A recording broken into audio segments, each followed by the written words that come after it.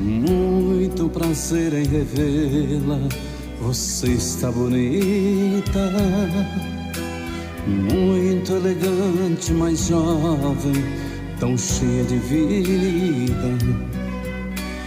Eu ainda falo de flores e declamo seu nome, mesmo meus dedos me traem e diz que o seu telefone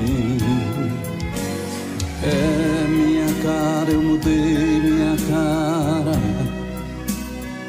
mas por dentro não mudo. O sentimento não para, a doença não sara. Seu amor ainda é tudo, tudo. Daquele momento até hoje esperei você.